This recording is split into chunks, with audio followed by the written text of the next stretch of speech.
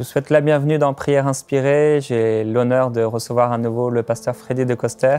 Bienvenue, pasteur Freddy. Bonjour, pasteur On Johnny, est heureux de t'avoir et de découvrir, Merci. ça va bien, oui, de découvrir cette intimité avec le Saint-Esprit. Amen. Et ça nous encourage beaucoup.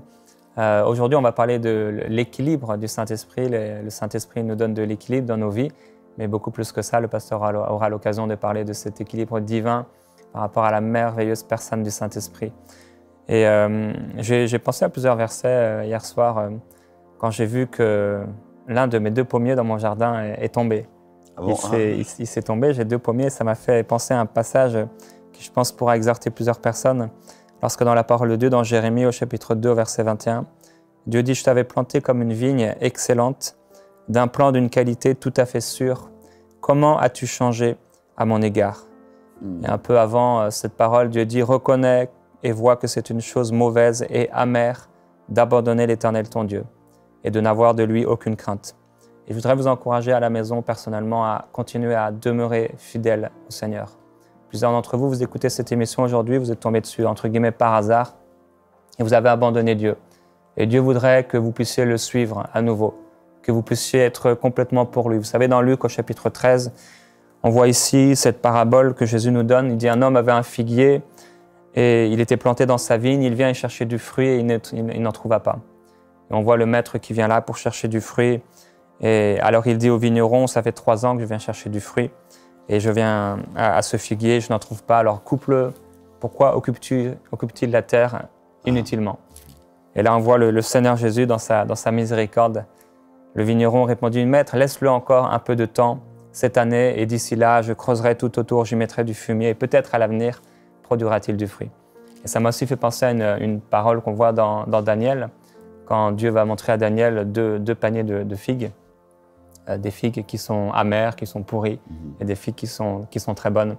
Et ça m'a fait penser à ces 2 pommiers qui sont là, un qui est bien et l'autre qui est détruit. Et je prie vraiment que dans votre vie, frères et sœurs, vous soyez cet arbre qui porte du bon fruit. Continuez à demeurer fidèle au Seigneur. Et quand on parle de la merveilleuse personne du Saint-Esprit, j'ai plusieurs fois dit dans ma vie que si je n'avais pas rencontré le Saint-Esprit, je ne sais pas si je serais encore au Seigneur aujourd'hui, parce qu'il est la vie de Dieu. C'est lui qui nous donne la vie, le mouvement et l'être. Et sans le Saint-Esprit, on est religieux. Sans le Saint-Esprit, on devient de plus en plus religieux, de plus en plus sec. On n'a plus de désir de prier. On a tellement besoin du Saint-Esprit. Et avec le pasteur Freddy, c'est notre désir que vous puissiez devenir des amoureux. Ou, si vous l'êtes déjà, de plus en plus passionnés du Saint-Esprit. C'est le désir de Dieu pour vous que vous puissiez vous épanouir, porter du fruit, un fruit qui demeure pour la gloire de Dieu. Et je prie qu'à travers les exhortations que nous donne le pasteur, vraiment que ça suscite dans vos cœurs une soif nouvelle, plus que jamais auparavant, de découvrir, d'expérimenter, de connaître la merveilleuse et glorieuse personne du Saint-Esprit. Et si vous vous êtes égaré, je crois que c'est seulement pour un peu de temps, mais aujourd'hui le Seigneur vous rappelle à porter du fruit. Il vous rappelle à marcher avec lui, à être intime, à demeurer fidèle, parce que même si vous avez été infidèle pendant un peu de temps, il demeure fidèle. Et à travers la glorieuse et merveilleuse personne du Saint-Esprit, il vous aime et il est plein de compassion pour vous. Il les renouvelle chaque matin pour vous. Et le Seigneur vous dit maintenant, revenez à moi. Si c'est votre cas aujourd'hui, vous pouvez faire une prière toute simple. Seigneur Jésus, vraiment je reviens à toi. Je te demande pardon parce que je m'étais égaré, je m'étais éloigné, je ne portais plus de fruits. Mais je veux revenir à toi de tout mon cœur aujourd'hui, au nom de Jésus-Christ. Et le Seigneur va vous éclairer aujourd'hui à travers cette émission. Alléluia. Alors, pasteur Freddy, merci de partager ces richesses de la parole avec nous. Amen. Aujourd'hui, tu veux nous parler de cet équilibre du Saint-Esprit, toujours en parlant du symbole de la colombe. Ah, oui, exactement. Merci, pasteur. Et comme toi, je voudrais juste au préalable encourager chaque auditeur qui vient à revenir à Jésus de tout son cœur. Alléluia. Vous savez, la Bible dit, nous pouvons nous approcher du Seigneur sans crainte. Et nous avons tous péché. Nous nous sommes tous trompés. Nous sommes tous battus avec les autres. Nous avons tous été injustes. C'est pourquoi Jésus n'omet pas, quand il nous enseigne à prier, de dire qu'il faut pardonner, mais nous devons nous aussi demander pardon pour nos péchés, parce que nous faisons tous des erreurs. Et parfois, on n'a pas l'habitude de s'approcher du Seigneur, mais cette colombe de l'Esprit dont nous parlons depuis longtemps maintenant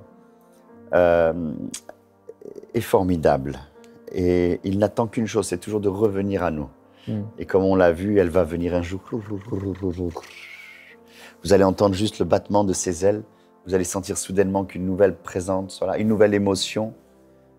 Des larmes vont de nouveau mouiller vos yeux, alors que vos yeux étaient secs, il n'y avait plus de larmes parce que vous avez trop pleuré ou vous avez été trop endurci. Et maintenant, Dieu attendrit notre cœur à nouveau pour que nous puissions nous approcher de lui et l'accepter quand il vient. Et en effet, pasteur, c'est que beaucoup de gens ne vont pas dans le surnaturel ou n'agissent pas avec le Seigneur ou ne lui demandent pas ou n'apprennent pas parce qu'ils ont peur du désordre. C'est un grand problème dans l'Église. Et notamment, cette peur est souvent basée sur l'interprétation parfois douteuse de 1 Corinthiens chapitre 14. Par exemple, dans 1 Corinthiens chapitre 14, on dit que j'interdis que les femmes parlent dans l'Église. Alors pendant longtemps, on a fait taire les femmes. Mais en réalité, la traduction, la racine de ce mot, c'est le bavardage. C'est-à-dire qu'à l'époque, il faut comprendre, les temples n'étaient pas comme les nôtres. Il y avait d'un côté les hommes et de l'autre côté les femmes. Il y avait une paroi en bois avec des trous au milieu. Et donc, ils pouvaient voir le prêtre ou le pasteur, mais ils avaient le bébé qui courait, celui qui allaitait, etc. Puis les femmes parlaient. Et puis alors, elles commentaient ce que disait le prédicateur. Ça faisait un brouhaha un peu. Alors, l'apôtre Paul, un peu de discipline, il dit maintenant, je demande que les femmes se taisent dans l'Église. S'il vous plaît, vous savez ce que c'est les gens du Moyen-Orient quand ça commence à parler. Même en Argentine, moi j'ai ma femme argentine, quand on les voit parler ensemble, elle va chez elle à la maison, une journée après, elle n'a plus de voix. Alors on peut comprendre ce que ça veut dire, mais ça ne veut pas dire que... Et donc dans ce texte, on a aussi beaucoup pris un texte hors de son contexte pour en faire un prétexte. Et c'est vrai qu'il faut de l'ordre dans l'exercice des dons spirituels, c'est ce que nous allons voir dans les prochaines émissions, la puissance de Dieu, mais également... Les choses ne se font pas n'importe comment, mais le problème, c'est que pour pouvoir contrôler, on a remis le Saint-Esprit en cage. Et je vous avais dit qu'une colombe ne peut pas être dans une cage trop petite parce que sinon elle dépérit tout de suite, elle meurt. Elle a besoin d'espace, elle a besoin de liberté. Et l'Église, c'est ce lieu de liberté. Alors vous allez, oui, mais il est écrit que je parlerai plus 5 langues, etc., plutôt que 10 000 en langue. Oui, mais il ne dit pas ça de manière exclusive. Il dit « j'aime mieux ». Dire, c'est-à-dire que si à un moment donné des gens écoutent, parce qu'à l'époque ils exagéraient parfois, comme ils avaient reçu le parler en langue, imaginons, on se parle en langue tous les deux, oh ramaché karamasin, répondez-moi, oh karamaché karai. Alors j'imagine un peu que parfois il y en a qui, vous savez, on est exalté quand on est jeune et tout ça, et puis alors lui il disait ben non, là ça sert à rien, parce que peut-être qu'ils essayaient de voir s'il y a un allait traduire et tout ça, on allait voir, donc il dit attention, quand vous exercez, il vaut mieux prophétiser dans ces cas-là, mais il ne dit pas, et d'ailleurs à la fin il dit ainsi donc, aspirez au don de prophétie. Il dit, n'empêchez pas de parler en langue. Alors, on a souvent retenu tout le reste, sauf à la fin de tout son propos sur l'équilibre, il a bien senti le danger. C'est que du coup, tout le monde va dire, stop, oh là, qu'est-ce qui se passe? Et puis, qu'est-ce que les gens vont penser s'il y a une délivrance dans l'Église ou une parole de sagesse? Alors, il dit, surtout, n'empêchez pas de parler en langue. Et puis ensuite, il rajoute, il dit, mais que tout se fasse. Il ne dit pas, mais que pas tout se fasse. Il ne dit pas que... Bon, c'est pas français, mais je le fais exprès, hein, d'accord? Il dit que tout se fasse. Il faut que tout se fasse. L'œuvre de Dieu doit se faire complètement, avec bienséance et avec ordre. C'est-à-dire qu'il nous a donné aussi le pouvoir pour vérifier que si parfois il y a des exagérations, nous puissions contrôler. Par exemple, et on a ce contrôle, par exemple, nous, quand il y a des manifestations démoniaques dans nos réunions, nous amenons les gens dans une pièce de délivrance ou dans une tente à côté pour que ce ne soit pas un spectacle devant tout le monde. Mais on chasse les démons devant tout le monde. Et puis ensuite, quand on amène ça, et quand on arrive dans la tente, on enseigne nos gens à réveiller les gens. On n'est pas là pour qu'il y ait des manifestations pour énerver les esprits mauvais. On les réveille et on vérifie. Premièrement, on fait un entretien avec eux. Premièrement, qu'ils donnent leur vie au Seigneur. On leur dit, vous voulez continuer comme ça ou voulez vous convertir? Ils se convertissent tous. D'accord? Et puis deuxièmement, après, on les fait confesser leurs péchés et qu'ils appartiennent à Jésus. Parce que s'il n'y a pas l'acte de rachat selon Hébreu, eh bien, Jésus n'a pas autorité pour faire les choses. Il ne force pas. Il a autorité quand on lui dit, oui, je veux. N'est-ce pas? Veux-tu être guéri? Oui, je veux. Veux-tu venir à moi? Oui, je viens avec toi. Dieu respecte ce libre arbitre. Bien. Donc, on peut créer dans l'Église un contexte de liberté du Saint-Esprit tout en ayant des petites méthodes comme ça qui permettent de ne pas laisser le bazar dans l'Église. Et c'est vrai aussi. Ceci étant, Eh bien, une des caractéristiques justement de la colombe, pour revenir à la colombe, c'est que c'est un oiseau dont les deux ailes sont très fortes et elles ont une puissance extraordinaire. Il a des ailes très fortes. Et cet oiseau-là est capable à la fois de faire un vol très voluptueux, un vol aussi amusant où il s'amuse, parce que je vous avais dit qu'il joue beaucoup, ils sont très jouettes. Hein. Et le Saint-Esprit avec nous est très jouette aussi. Il va nous faire des blagues de temps en temps. Il y a de l'humour, etc. Il sait comment nous parler, c'est pas toujours sérieux. Donc là où il y a la vie du Seigneur, il y a vraiment de la joie. D'ailleurs, il dit, je vous amène ma joie, je vous donne... Une des manifestations qui m'a le plus dérangé, moi, en tant que prédicateur, c'est quand on se met et puis soudainement, les gens commencent à rire, et là, il y a un saint bazar. On dit ça hein, entre nous, avec nos amis, on dit il y a un saint bazar. Et c'était dur pour moi en tant que pasteur. Mais comme je voulais obéir au Seigneur, par contre, s'il y avait quelqu'un qui vraiment le faisait mauvais, on a toujours un service de sécurité qui dit « Ok, monsieur, ça va » et tout, gentiment, comme ça. Mais parce que la joie du Saint-Esprit est notre force. Donc, il est capable de s'amuser, mais aussi de faire des longues distances, comme on a vu. Et surtout, ce qui se passe, c'est que les ailes sont très solides. Et ce qui m'a beaucoup surpris un jour dans mes recherches, alors je recherche de nouveau le livre où j'avais vu ça sur les spécialistes, etc. Et je ne l'ai pas retrouvé récemment, mais j'espère le retrouver. Mais selon les spécialistes, eh bien, les ailes de la colombe ils ont des plumes directionnelles, les plumes majeures, n'est-ce pas? On appelle ça les... en tout cas, ce sont des plus grosses plumes un peu plus fortes, n'est-ce pas, qui sont là. Et c'est grâce à elles, un peu comme un avion, vous savez, c'est grâce à elles que l'équilibre se fait, n'est-ce pas? Et alors le spécialiste disait, en général, alors ils ont beaucoup de plumes, on peut le voir ici si vous voulez, vous voyez, ici on va le montrer à la caméra, c'est magnifique, ici vous avez une colombe qui étend ses ailes, comme dit la parole de Dieu dans le psaume 55, « Oh, si j'avais les ailes de la colombe, je les étendrais, je m'envolerais, n'est-ce pas ?» Et donc ici vous voyez à l'image, n'est-ce pas, elle a une grande amplitude, mais surtout on peut voir qu'il y a comme des rangs, n'est-ce pas, ici, de plumes qui sont là et là, ici.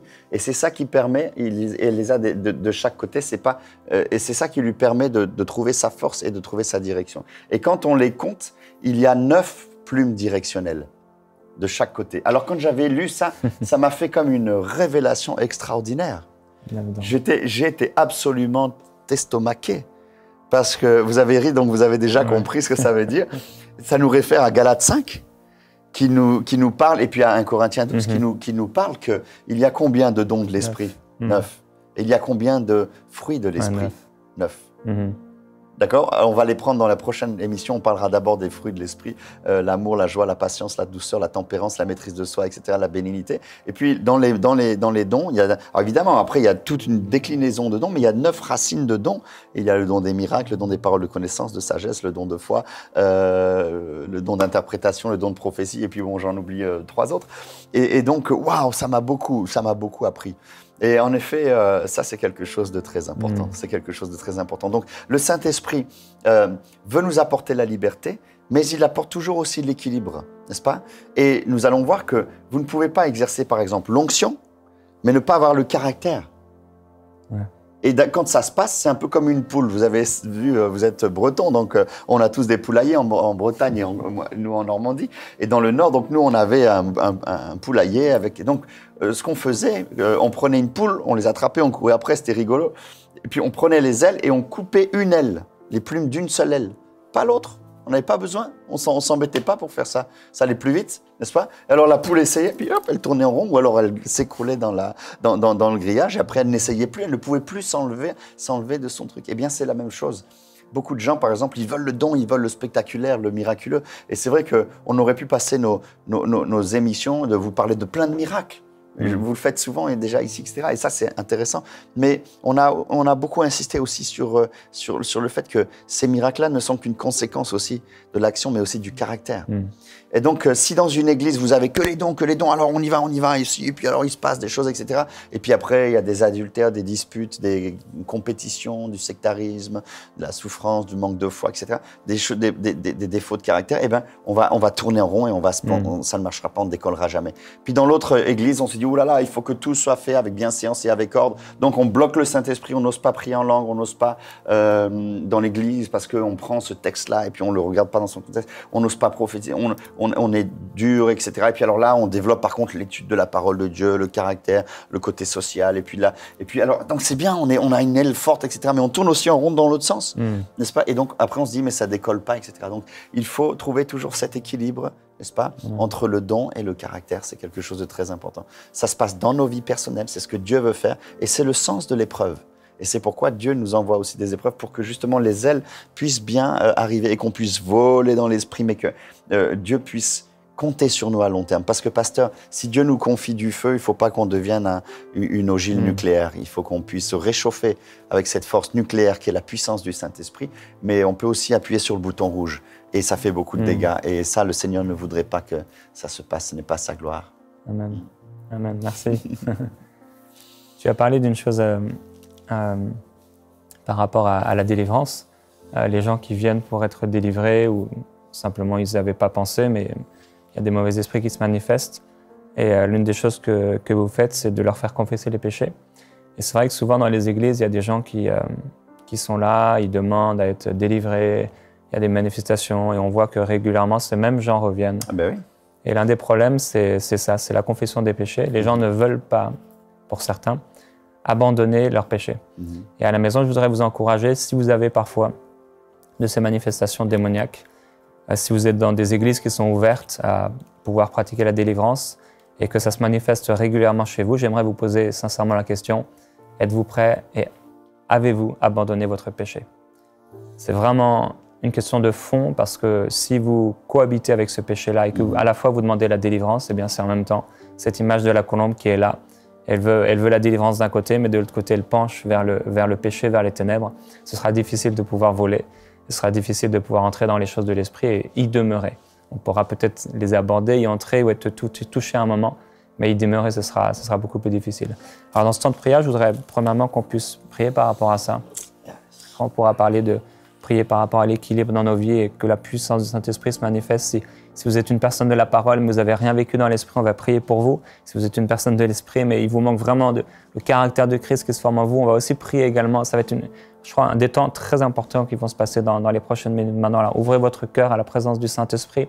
Si maintenant vous êtes l'une de ces premières catégories de personnes, vous êtes là et il y a des manifestations démoniaques qui se passent sur vous, j'aimerais vous encourager à vraiment vous repentir sincèrement, abandonner ce péché que vous connaissez, que le Saint-Esprit vous a rappelé par votre conscience.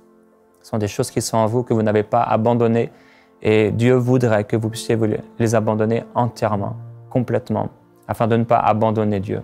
Je vous donne l'occasion maintenant dans ce temps de prière de pouvoir dire « Dieu, je te demande pardon sincèrement pour ce péché ». Vous pouvez maintenant énumérer le péché ou les péchés qui vous bloquent. Amen. Le jeune homme riche, c'était l'amour de l'argent qu'il avait, c'était la peur de manquer, c'était toutes sortes de peurs. Vous pouvez énumérer ces choses-là maintenant par le Saint-Esprit et commencer à les abandonner. C'est ça la prière. C'est aussi pouvoir se décharger sur Dieu. Et Père, je te glorifie que pendant que ces frères et sœurs sont en train maintenant d'abandonner les péchés qui les ont éloignés d'une vie dans l'esprit, qui les ont éloignés des richesses de Christ, parce qu'ils ont été en même temps condamnés. Ils se sont sentis coupables. Ils ont été empêchés de s'approcher de toi avec hardiesse, avec assurance, avec confiance, parce que ces péchés les ramenaient constamment en arrière, alors qu'ils confessent leurs péchés maintenant. Nous croyons que la délivrance est entière et totale pour eux. Pasteur Freddy, est-ce que tu aimerais prendre autorité contre les mauvais esprits qui ont lié ces gens pendant trop longtemps? S'il te plaît, merci. Seigneur Jésus, Alléluia. Tu es glorieux. Maintenant que tes bien-aimés Tu es glorieux. ont pris la décision de venir devant toi, de te donner leur vie, Mighty. le droit de rachat qui a été fait par le sang de Jésus à la croix du Calvaire a maintenant pleinement sa puissance puisque leur nom vient d'être inscrit sur cet acte de rachat, sur le livre de vie. Seigneur, en suivant le pasteur Jérémie, nos bien-aimés se sont repentis devant toi. Ils ont décidé avec leur propre volonté d'abandonner leurs péchés. et de vivre en nouveauté de vie. Mais nous savons, Seigneur, que nul ne peut y arriver sans toi. Donc, Seigneur, par l'autorité que tu m'as donnée en tant que ton serviteur, je viens de nouveau dans le monde invisible maintenant, ordonné par l'autorité du nom de Jésus-Christ de Nazareth, diable impur, enlève tes sales mains de leur vie maintenant. Je te le dis maintenant, je te l'ordonne au nom de Jésus. Écoute-moi bien, Satan, sors de leur vie. Écoute-moi bien, démon, sors de leur vie maintenant au nom de Jésus. Je vous l'ordonne maintenant. Immédiatement, vous déguerpissez maintenant au nom de Jésus, au nom du Seigneur Jésus. Lâche-le, esprit d'impudicité, sors de sa vie. Esprit de malédiction familiale, sortez au nom de Jésus-Christ de Nazareth. Esprit d'impureté, sortez au nom de Jésus. Esprit d'occultisme, dehors au nom de Jésus-Christ de Nazareth. Je viens contre toi, esprit religieux qui brise la vie des gens. Sors de sa vie maintenant, esprit de religiosité. Sortez maintenant, incrédulité au nom de Jésus-Christ de Nazareth. Nous venons par la puissance du nom de Jésus, par l'autorité qu'il nous a donnée en son nom, pour ordonner maintenant votre délivrance maintenant. Soyez libérés maintenant. Esprit de maladie maintenant, les maladies vous lâchent. Les chaînes tombent, les chaînes sont brisées. Les chaînes tombent maintenant au nom de Jésus-Christ de Nazareth. Écoute-moi bien, diable impur, enlève tes mains sales de leur vie. Maintenant, tes racines sont brisées. Je les arrache au nom de Jésus-Christ de Nazareth. Toute malédiction ancestrale est brisée dans la vie de mes bien-aimés maintenant. Et ils vont rentrer en nouveauté de vie pour retrouver la force et le fruit du figuier, comme disait le pasteur. Au nom de Jésus-Christ de Nazareth. Exécute-toi maintenant au nom du Seigneur et libère le peuple de Dieu qui ne t'appartient plus maintenant au nom de Jésus-Christ de Nazareth. Et je te prie, Seigneur, mon cher Seigneur, mon Dieu. Oh, bien-aimé, cher colombe de l'Esprit. Va maintenant, nous avons dit que tu agis en un instant, que ton vol est imprévisible, que ton vol est d'une rapidité incroyable. Alors tu peux agir maintenant pour chacun d'entre eux. Toi qui es le Dieu omniprésent, ton onction est présente partout, comme un puits dont on peut puiser. Et je te prie maintenant, Seigneur, car une fois que nos bien-aimés sont délivrés, un vide se crée dans leur esprit. Il faut donc que tu les remplisses. Alors maintenant, je vous prie de mettre la main sur votre cœur, ou si vous voulez sur votre tête, comme un symbole de la prière, c'est pas un truc. Et je vous demande maintenant, s'il vous plaît, de dire Seigneur, dites avec moi, Seigneur, je reçois. Je veux recevoir ton esprit pour qu'il exerce en moi toute sa vie. Et maintenant, nous allons prier pour vous.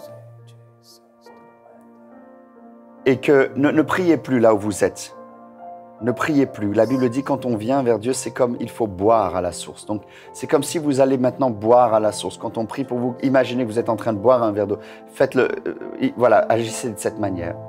Et le Saint-Esprit, qui est un souffle, qui est le rouach de Dieu, va vous toucher, vous bénir. Certains d'entre vous, vous allez commencer à avoir des nouveaux dons qui vont se manifester, des nouveaux traits de caractère. Et maintenant, cher Saint-Esprit, avec mon ami, Seigneur, nous sommes ici. La Bible dit, lors 2 ou 3 sont assemblés en mon nom, je suis au milieu de vous. Nous te demandons, baptise-les du Saint-Esprit.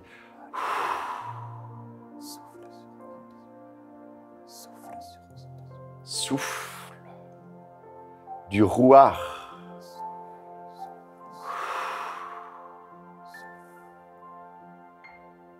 Touche-les.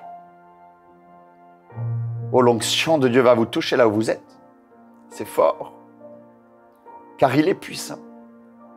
Recevez non seulement le baptême, mais recevez les dons spirituels.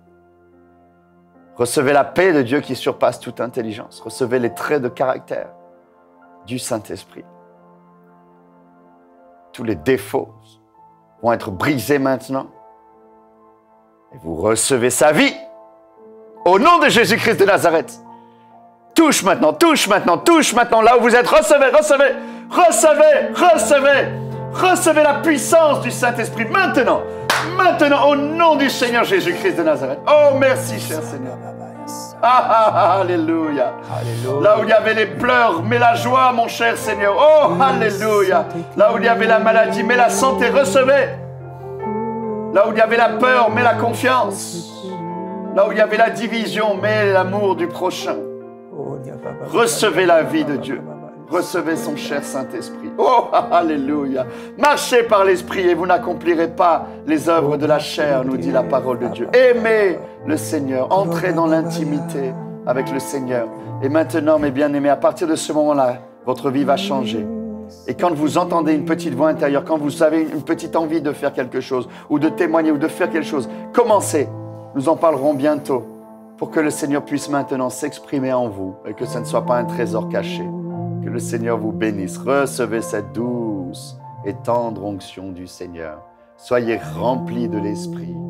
Marchez par l'Esprit. Agissez par l'Esprit. Pensez par l'Esprit du Seigneur, car il vous aime. Il vous a adopté. Amen. Et Amen. Alléluia. Et Amen. Alléluia. Alléluia. Alléluia.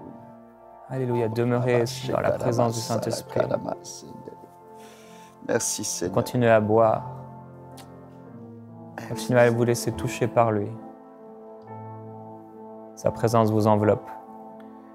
C'est comme un manteau sur certains. C'est comme une rivière et des vagues qui passent dans le corps de plusieurs personnes. C'est comme une chaleur dans les mains, une chaleur dans le cœur pour d'autres. C'est comme des frissons, comme un vent pour d'autres encore. Saint-Esprit,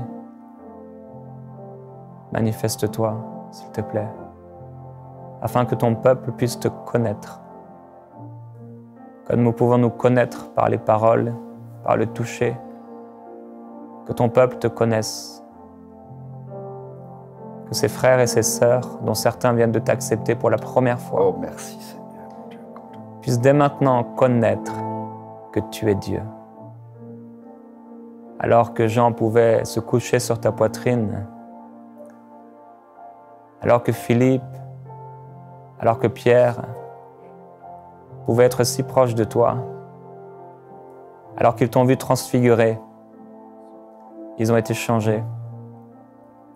Leurs pensées ont été bouleversées.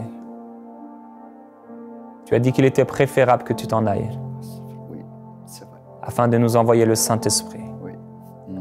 Alors, Père, nous venons devant toi et nous voulons toucher le Saint-Esprit. Saint-Esprit, nous venons à toi Oh, alléluia. et nous disons oui à ton ministère, oui à ton toucher, oui à ta vie. Oui, à tes décisions. Nous voulons connaître ta présence, connaître ton toucher, connaître tes actions. Oh, Rabash. Couvre-nous de tes plumes, couvre-nous de ta gloire aujourd'hui. Oui. Dans le nom de Jésus-Christ, Oui, oui, oui. nous glorifions ton Saint-Nom. Oh, alléluia. We love Frères et sœurs, là où vous êtes à la maison, you. où We love you. We love vous écoutez cette émission, you. demeurez dans la présence du Saint-Esprit. Si vous avez l'occasion, je vous en prie, ne quittez pas, ne partez pas, mais restez dans la présence du Saint-Esprit. Oh, Vous pouvez alléluia. continuer sur MCI TV ou mettre un instrumental simplement et passer du temps avec le Saint-Esprit parce qu'il n'a pas terminé et il va vous toucher. Je vous dis à demain dans Prière Inspirée, on va continuer à parler de cette merveilleuse personne du Saint-Esprit. Envoyez-nous vos sujets de prière à prière@enseigne-moi.com.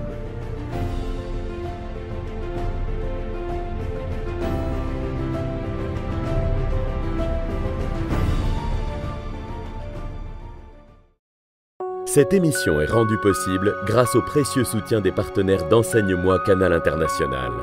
Retrouvez tous nos programmes sur emcitv.com.